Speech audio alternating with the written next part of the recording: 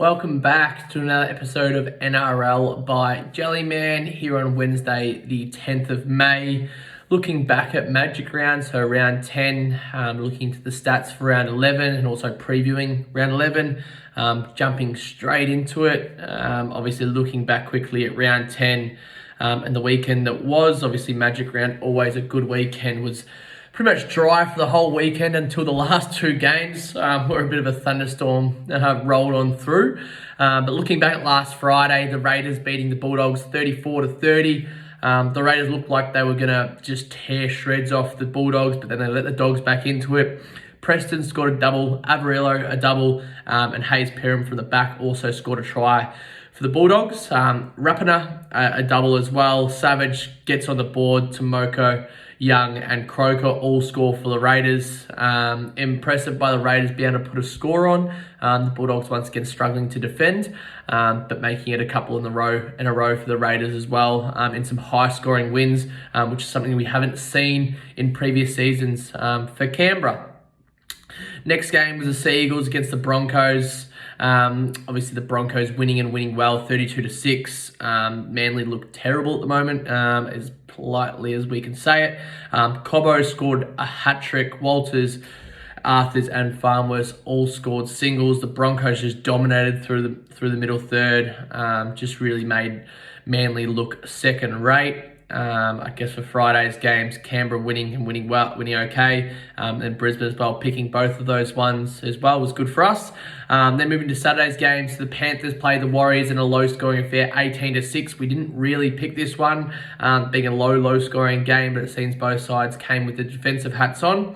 Edwards, To'o and Leniu all scoring for the Panthers. Adam for Newer Blake scoring early for the Warriors as well. The Warriors had a bit of a tough draw of late, actually having to go back to New Zealand and come back to play Canterbury, another tough run. And the Panthers been struggling to score of late, but keeping teams to under 18 points as per usual, ever impressive for them. The other game on the fixture was the Dolphins against the Sharkies. We should have had a look at, obviously, being at Wayne's 900th game. The Sharkies also had a terrible record in Brisbane. The Dolphins winning 36-16 as ranked outsiders, a big win there. Katoa scoring for the Dolphins, Tabuai Fido. Valence Taware, who's the rugby union convert across the league, looked exceptional, scoring a double. Lemu scoring as well, and Tessie New. And then the usual suspects for the Sharkies scoring, Mulatalo, Kennedy, and Wilton as well. But this one was all eyes on the Dolphins, essentially, and they had it wrapped up by halftime. With it being, I think it was something like 30-6 or 30-10 in the first half, all but done, and only 2 tries scored in the second half there.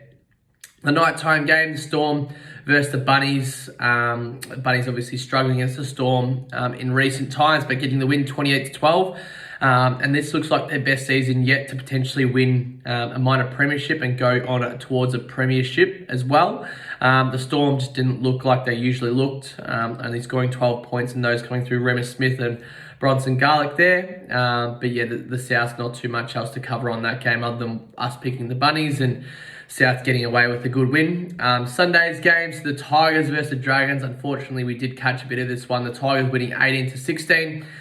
Toa, Nofaluma and Tupou all scoring. Ravalawa and Jaden Sullivan scoring. For the Dragons, 18-16 being the score, but not too much else to cover off on this game. The Roosters and the Cowboys. The Roosters losing in torrential rain, 6-20. The Cowboys getting a win, and maybe this ignites their season. Cotter, Goweski and Townsend all scoring, and Angus Crichton scoring a late one to keep the South Sydney Roosters off the donuts, but a good win nonetheless for the Cowboys. And then the last game of the round, the Titans beating the Parramatta Eels 26-24. Kieran Foran scoring a double with a lot of attention going to David Fafita and Khan Pereira out on the left edge. And then Khan Pereira scoring a double and Kelly scoring that one late to essentially secure the win. Sivo had 3 tries, Gutherson a try, and Davies scoring a late consolation try as well. Mitch Moses didn't kick too well, 2-5, but he actually also went off with a concussion. He'll be out this week. But this is one of the ones where Parramatta obviously lose, but the Titans nonetheless played some good defense for nearly 50 odd minutes, and then let a few tries in, but the game was all but won from there for them. Looking at the team by team standings currently, and what we'll do is we'll go through each team and whereabouts they're currently at. But obviously the Broncos with 7 wins and 2 losses, and haven't had a bye as of yet, sitting atop the competition. Points difference of 70, away 4-0, home 3-2. 2 of those away games have actually been at Suncorp though, which is quite funny. But in terms of Brisbane, they're looking really good at the moment. They've got a tough stretch coming up, but it'll really test them. They've obviously got that's the Seagulls last week. It's got their last week as their next game. They've obviously got upcoming, they've got the Storm this Thursday, which is always a tough matchup for them. But if they can win that and head into the Origin period in first spot, that means they can rest their Origin players throughout that period and not need to rush them back to make sure they get wins. For the Sharkies, them losing to the Dolphins on the weekend shows whereabouts they're at. They can have their really, really good games like the Cowboys, and then next week they can lose to the Dolphins by 20. And it's that inconsistency that won't have their coach happy, and them allowing a lot of points as they do is also a big concern, as that's what didn't get them through the next weeks of the finals last season. So if they clean up that area of the game, they can get points whenever they want and they can win a lot of games, but it's those little areas in specific games that are costing them. Third position is the Rabbitohs, 6 wins, 3 losses, no bye as of yet. As we mentioned, they've got a really good run, really easy, we say easy, but a really easy run coming up after playing all the tough teams earlier on in the season. So they could, they could blitz this Origin period and be out on top in the next sort of 6 rounds or so. The Storm are still 4th, 5 wins, 3 losses. Obviously playing Brisbane this Thursday. We like the Broncos in that one, just in the down low. The Roosters are 5th, 5 wins, 3 losses, but they don't really seem like a 5th place team at the moment. I'm just wondering if this has updated. Hang on, sorry, this isn't updated. Yeah, so the Rabbitohs are 2nd, the Panthers are 3rd, the Sharks 4th, the Dolphins 5th, the Storm 6th. So the Panthers, as we've mentioned already, they've been able to hold teams to points, but aren't scoring points as well as they have been in the past, compared to the Broncos, 170 points against their 117 points for 201 to 266. Obviously a big difference there. The Sharkies, we've already touched on them. The Dolphins are the surprise packet. They've got the bye this week, so that's another 2 points for them. They'll be up around 3rd, 4th or 5th. And I think that is going to be them. Like, they've had some guys come in and out. They've had some injuries, and they're still managing to stay within that top 8 realm. We'll see how they go against tougher opponents in the upcoming weeks. The Storm are in 6th. Not too much to touch on there. I mean, we see them losing to the Broncos this week, so they may even drop even further. The Titans 7th, which is good to see. 5 wins, 4 losses. The Roosters 8th. Raiders 9th. Seagulls 10th. Warriors 11th. Knights 12th. Parramatta 13th. They need a win desperately. They're 4 and 6 at the moment, but they've got an easier run coming up. The Cowboys 14th, as we said, they could also get on a run. They're actually 4 wins, 6 losses as well. The Bulldogs 4 wins, 6 losses, 15th. The Dragons 2-7 and the Tigers 2-7 as well. Looking into round 11, so previewing round 11, as I've already touched on, the Storm against the Broncos in Melbourne, Amy Park, Thursday night. The weather is looking as so. It'll be quite a nice evening on Thursday, so hopefully some good rugby league played. Both teams will pretty much line up the same. Tui Kamikamica is named on the extended reserves bench for the Storm, so we expect him to come in. And the Broncos remain unchanged. The Broncos a bit of value on this one, 2.15. We actually like them there. A couple of stats to go by. So the last 4 wins, the Storm have had to be by 8+ points, but they've allowed 18 points in their last 3 games. Munster, 1+ try, and Meaney, 1+ try in 4 of the last 6 games. Didn't score last game though. The Broncos, 26+ points in 6 of 9 games, 6 of 8 wins by 10+. Arthars 1+ try in his last 4 games, and the Broncos are allowing tries to the edges across their last 5 games. Melbourne has won their last 12 matches against the Broncos, hence why they're underdogs. The Storm have covered the line in 10 of the last 11 versus the Broncos, and each of the last 6 matchups have gone overs as well. But as we've already touched on, we do like the Broncos in this one. They're remaining unchanged. They head down to Melbourne with a bit of a chip on their shoulder, wanting to get ahead in this Origin before this Origin period comes around. And the Storm, I just don't see them having the back line or even the forward pack that can go with the Brisbane Broncos. So we do like the Broncos head-to-head in this matchup. Friday's game, so the Bulldogs against the Warriors. The Warriors have a few outs once again. Cozzy and Ford both go out. Rocco Berry comes into centre. And Volkman, who we're excited to see in at 5'8", along with Sean Johnson there at the 7. Outs for the Bulldogs go Casey and Hughes. Addo Carr is back in. He's big news there. And apart from that, they remain pretty much unchanged. Other than, Ryan Sutton, he is in the extended bench, so remaining unchanged there. This one, the Warriors have come in it to 180 compared to the Bulldogs $2. That'll be because the Addo-Carr in and Cozzy and Ford out. But we do like the Warriors in this matchup. The Bulldogs have lost their last 5 games versus top 8 sides. The Warriors obviously fallen out of the top 8, but they are a top 8 side in our eyes. The Bulldogs have also allowed 163 points over the last 5 games. The Bulldogs also allowing tries to the right edge in their last 5 games. Averillo, 4 tries in his last 2 games. The Warriors, they've allowed 14 plus points in 8 of 9 games, but they've also lost their last 3 games by 8 plus points. NZ have actually won their last 5 matches against Canterbury, and each of the last 4 matches at a core have gone overs. Canterbury has also failed to cover the line in 12 of their last 13 matches there. So I already touched on, we do like the look of the Warriors in this one. They've had a couple of down weeks, bit of media speculation, this, that, and the other, but compared to the early season form, they've versed a couple of tough teams. The Panthers, Roosters, and Storm. After that Cowboys win, they've pretty much been away 2 of their last 3 weeks. They're away again this week, so 3 of their last 4 weeks. This is a short turnaround, being a 6-day break after another 6-day break after a 5-day break, so a fairly short turnaround across the last 4 weeks. But this is the games they've got to get up for, and the games they need to win if they want to play top 8 footy against a bottom 8 side there. So we like the Warriors in that matchup. The next game on the Friday evening is the Panthers versus the Sydney Roosters at Bluebet Stadium. So out there at Penrith, Liam Martin is named in. So he's on the extended bench, so he could be a late in there. The Roosters will be without Egan Butcher. Sam Walker has been named on the extended bench as well as Jake Turpin, Lodge, Turpin, all the usual suspects for the Sydney Roosters there. Corey Allen still on the wing, and Suoli'i in the centres, along with Billy Smith, who played really well last week. This could be a total match points under game, but we do like it going to the Panthers.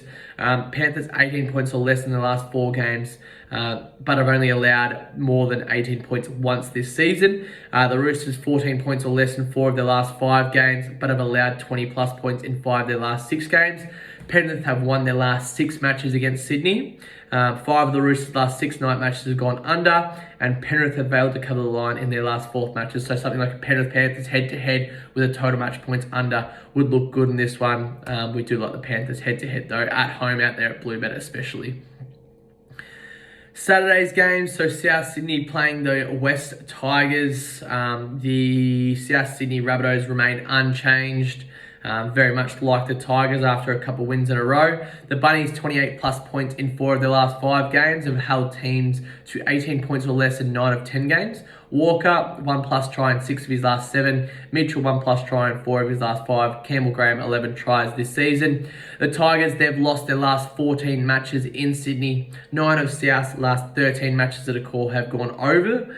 South have covered the line in their last 5 matches, and they also won their last 4-day matches by 13 plus. So all signs do lead to a South Sydney larger win. Last season, funny enough, they actually won 44-18, but then earlier in that season, they actually lost 23-22 in a close matchup. But these are the games we see South winning and winning well, especially if they want to be minor premiers this year and go on to win a premiership. The next game of the card is the Cowboys hosting the Dragons, 5:30 up there in North Queensland. The Cowboys actually remain unchanged, which is good to see, and much like the Dragons, they remain unchanged as well. The Cowboys have only scored 20 plus points in 3 of 10 games this season, but did score 20 plus last game. The Dragons have actually allowed 18 plus points in 8 of 9 games and have lost their last 5 games by 1-6. It is also Ben Hunt's 300th game, so expect the Dragons to get up. 4 of the last 5 Dragons matches have gone under the total match points line, and the underdog has covered the line in St. George's last 5 matches. We like the Cowboys here. They need to get on a run, and this is the perfect chance to get on a run up there at home. Last season, they beat the Dragons 34-8. Season prior, actually earlier in the season, last season, also 31-12. So did thump the Dragons twice last season. And this is a win that they need to get their season on track. The next game is the Raiders versus the Eels down there at Canberra in what will likely be a chilly Saturday night. Let's have a look-see. Partly cloudy, 11 degrees, probably 8 degrees by kickoff. Schiller out for the Raiders. In is Smith Shields. Let's see who's there. Xavier Savage is an 18, so Hopoate is just straight there back on the wing. Outs for the Eels is a big one. Obviously, Mitch Moses comes out. Jake Arthur into half back there, but not much else changes for the Eels. Looking at this one, the Raiders 20 plus points in their last 4 games. They've also allowed 20 plus points in 6 of their last 8 games. Rapiner, 1 plus try in 3 of his last 4 games. The Raiders allowing tries to the right edge in their last 4 games, but also allowing tries to the left edge in their last 7 games. So both wingers, so Mike Acevo and potentially Bensini to score a try. Parramatta has won 5 of the last 6 versus Canberra, and each of Para's last 6 away games have gone over. Canberra has failed to cover the line in 15 of their last 18 matches as a favourite following a win.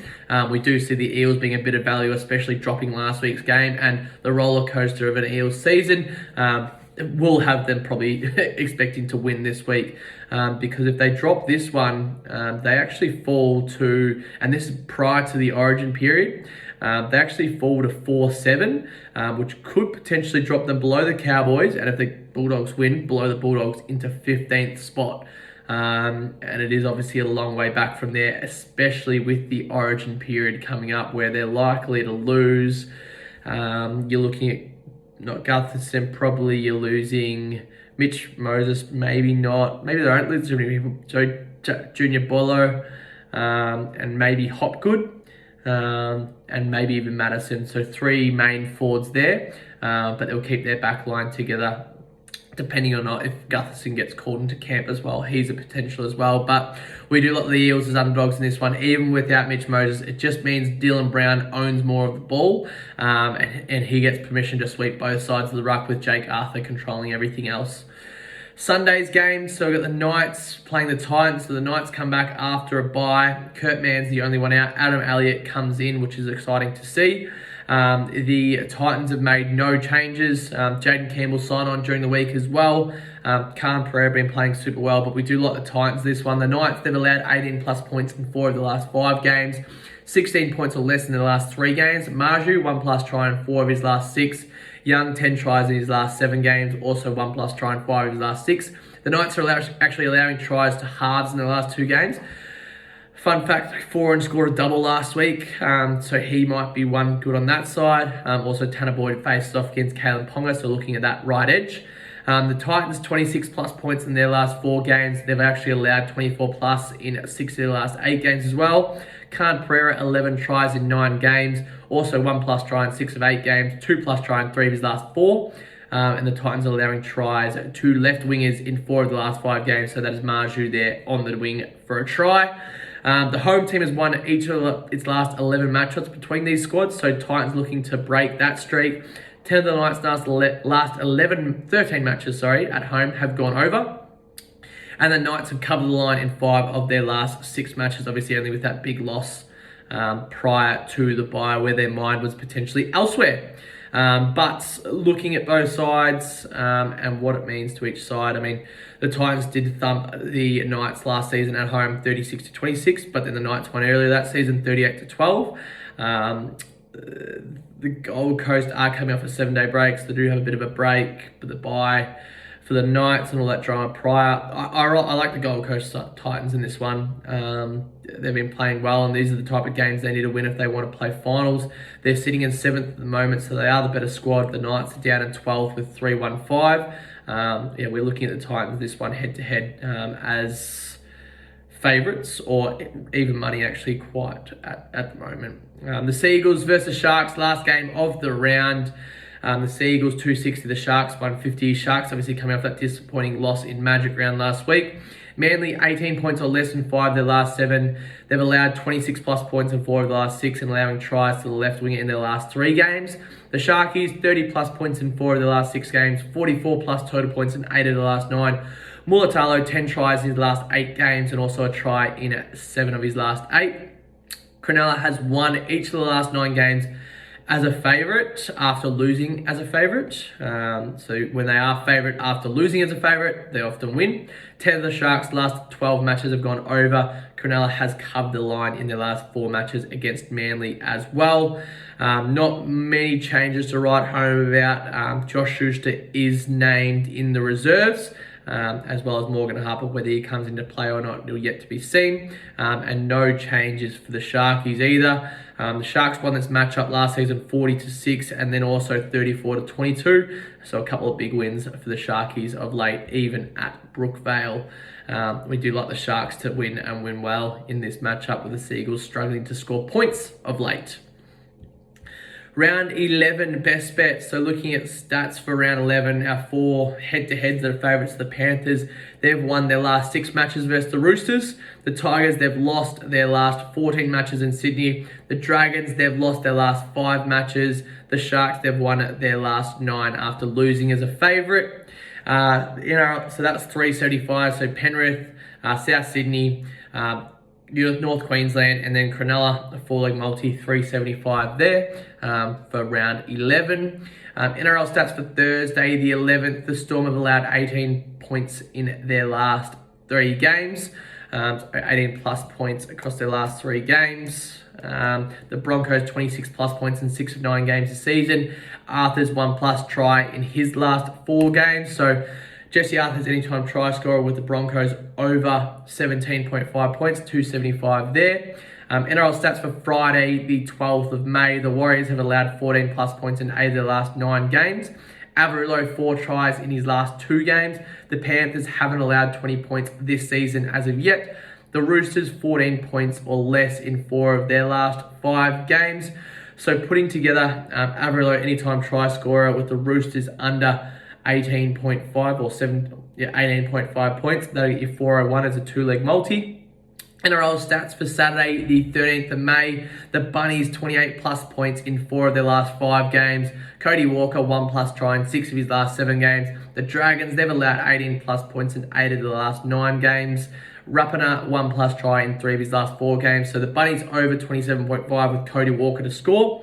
And then also the North Queensland Cowboys over 17.5 points with anytime try scorer for the Raiders game being Jordan Rapana, 665 as a 4-leg multi. And the Sunday games. So the Knights, they've allowed 18 plus points in 4 of their last 5 games. Titans 26 plus points in their last 4 games. Khan Pereira 1 plus try in 6 of his last 8. And Mulatalo 1 plus try in 7 of his last 8. Combining together, so Titans over 17.5 points, Khan Pereira to score and Mulatalo to score 322 as a 3-leg multi. But that is all for this week. As always, feel free to like, follow and subscribe on all good platforms. And good luck ahead for your weekend of rugby league.